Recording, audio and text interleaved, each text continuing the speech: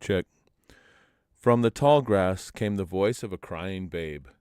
The huntsmen who were passing nigh heard and halted. The tallest one among them hastened toward the high grass with long, cautious strides.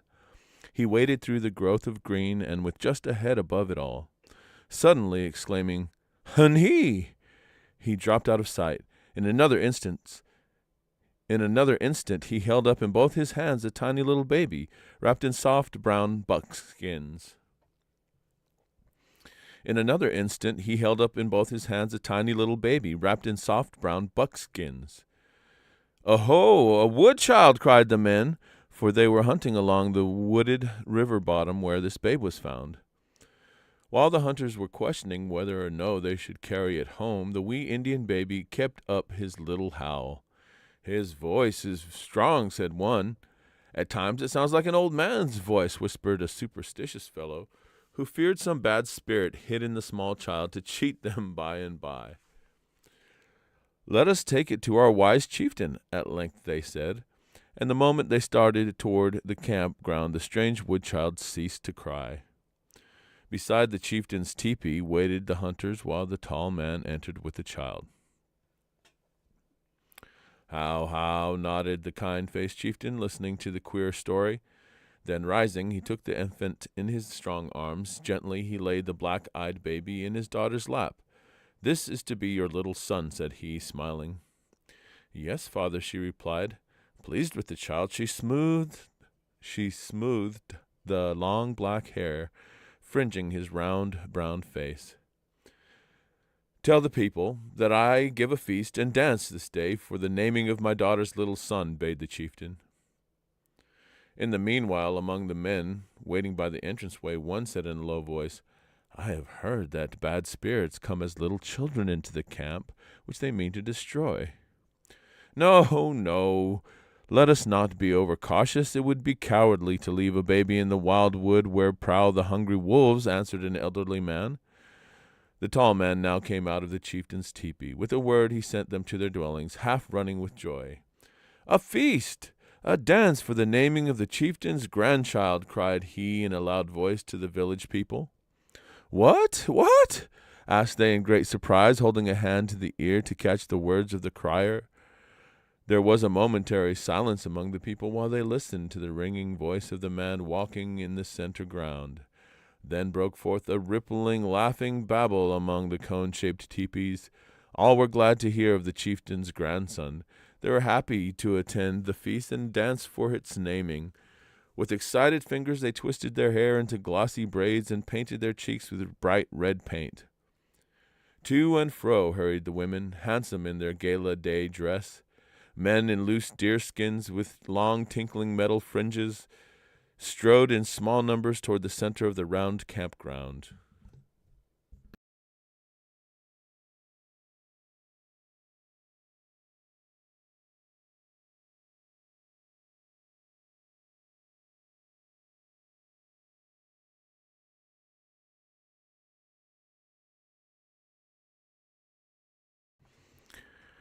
Here, underneath a temporary shade house of green leaves, they were to dance and feast.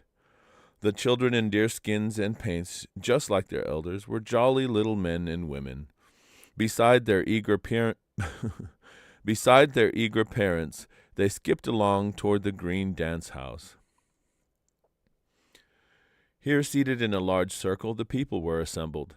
The proud chieftain rose with the little baby in his arms. The noisy hum of voices was hushed. Not a tinkling of a metal fringe broke the silence. The crier came forward to greet the chieftain, then bent attentively over the small babe, listening to the words of the chieftain. When he paused, the crier spoke aloud to the people. "This woodland child is adopted by the chieftain's eldest daughter. His name is Chaski. He wears a title of the eldest son. In honor of Chaski, the chieftain gives this feast and dance. These are the words of him you see holding a baby in his arms." "Yes, yes, hinu, how," came from the circle. At once the drummers beat softly and slowly their drum, while the chosen singers hummed together to find the common pitch. The beat of the drum grew louder and faster. The singers burst forth in a lively tune. Then the drum beat subsided and faintly marked the rhythm of the singing. Here and there bounced up men and women, both young and old. They danced and sang with merry, light hearts. Then came the hour of feasting. Late into the night, the air of the campground was alive with the laughing voices of women and the singing in unison of young men. Within her father's tepee sat the chieftain's daughter. Proud of her little one, she watched over him asleep in her lap.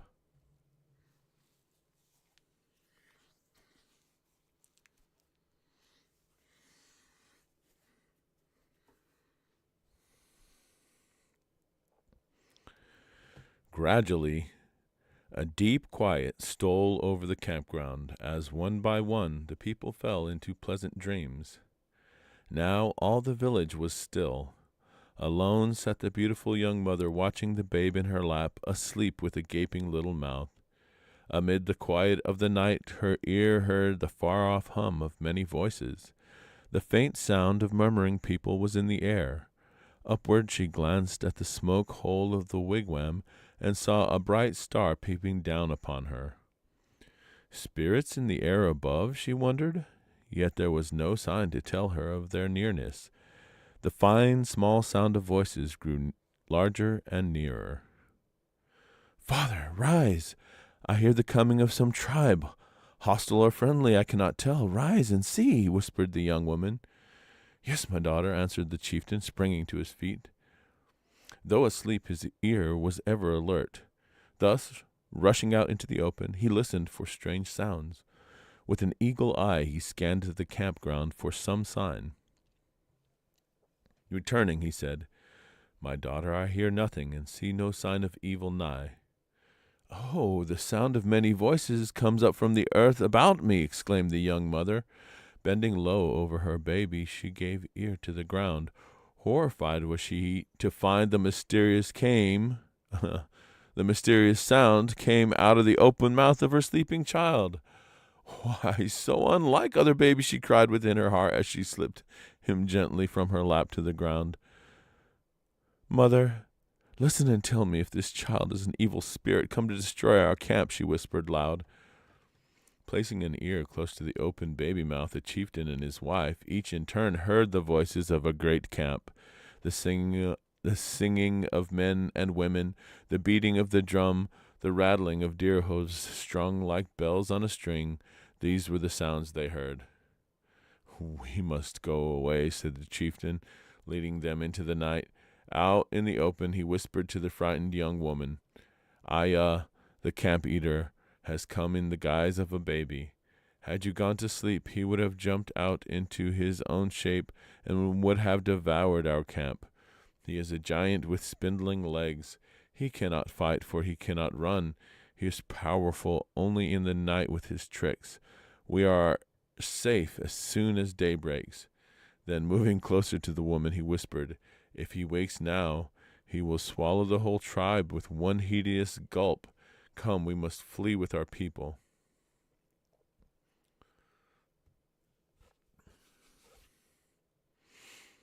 Thus, creeping from teepee to teepee, a secret alarm signal was given. At midnight the teepees were gone, and there was left no sign of the village save heaps of dead ashes. So quietly had the people folded their wigwams and bundled their tent poles that they slipped away unheard by the sleeping IYA baby. When the morning sun rose, the baby awoke. Seeing himself deserted, he threw off his baby form in a hot rage.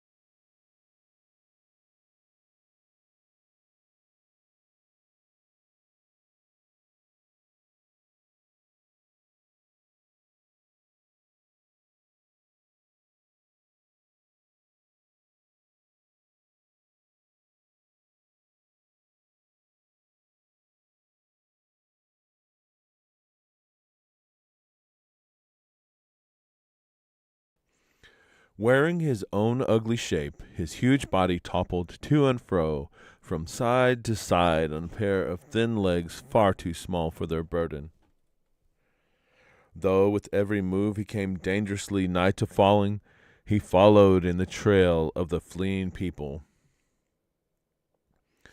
"I shall eat you in the sight of a noonday sun," cried IYA in his vain rage, when he spied them encamped beyond the river.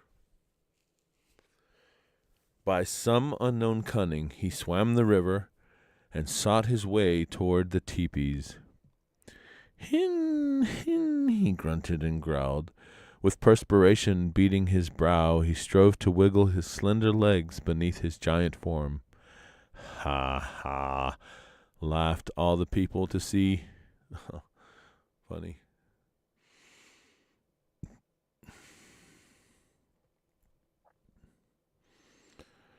"Ha, ha," laughed all the people to see IYA made foolish with anger.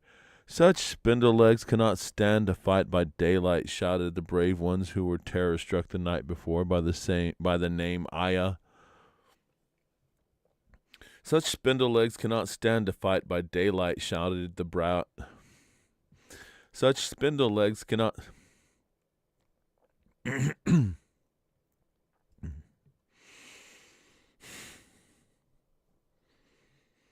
Such spindle legs cannot stand by. Such spindle legs cannot. God damn it. "Such spindle legs cannot stand to fight by daylight," shouted the brave ones who were terror-struck the night before by the name IYA. Warriors with long knives rushed forth and slew the camp eater. Lo, there arose out of the giant a whole Indian tribe, their campground, their teepees in a large circle, and the people laughing and dancing. "We are glad to be free," said these strange people. Thus IYA was killed, and no more are the campgrounds in danger of being swallowed up in a single nighttime.